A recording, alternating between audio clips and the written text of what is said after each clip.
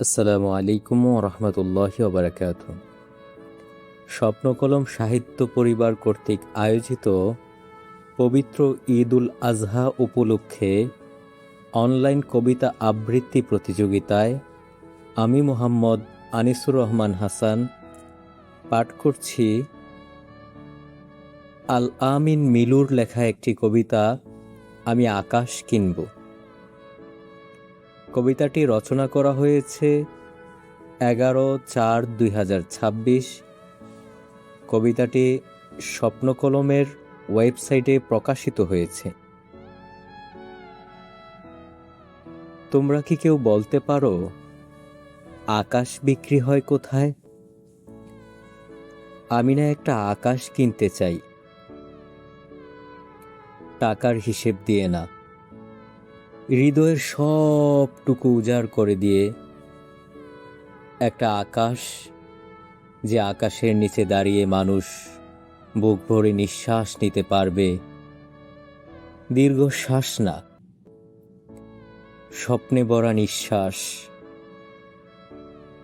এই পৃথিবী তো এখন সংকীর্ণ দেয়ালে ভরা, এখানে মানুষ জায়গা পায় না, কিন্তু দুঃখগুলো ঠিকই জায়গা করে নেয় বুকের ভেতর।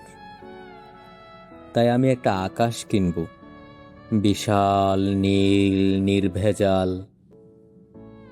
যেখানে কোনো বিচার থাকবে না, থাকবে না কোনো বিক্রি হয়ে যাওয়া সম্পর্কের হিসাব, যেখানে কাঁদতে থাকা মানুষগুলো চোখ মুছতে পারবে নির্ভয়ে, হাসতে বলে যাওয়া মুখগুলো আবার হাসতে শিখবে নতুন করে। আমি সেই আকাশে জায়গা দেব সব হারানো মানুষদের, যাদের স্বপ্নগুলো ভেঙে গেছে এই নিষ্ঠুর কেনাবেচার পৃথিবীতে। তারা সেখানে গান গাইবে, বেদনার সুর মিশে যাবে হাওয়ায়, আর ধীরে ধীরে কষ্টগুলো উড়ে যাবে পাখির ডানায় ভর করে। আমি একটা আকাশ কিনব যেখানে কেউ একা থাকবে না, যেখানে ভালোবাসা ভাড়ায় পাওয়া যাবে না, শুধু অনুভবে পাওয়া যাবে। যেখানে রাতগুলো হবে শান্ত, তারাগুলো কথা বলবে নিঃশব্দে, আর প্রতিটা মানুষ নিজেকে নতুন করে খুঁজে পাবে। তোমরা কি বলতে পারো সেই আকাশটা কোথায় পাওয়া যায়? নাকি আকাশ কিনতে হলে আগে মানুষ হতে হয়, নিজের ভেতরে একটা বিশালতা তৈরি করতে হয়, নাকি বিসর্জন দিতে হয় নিজেকে?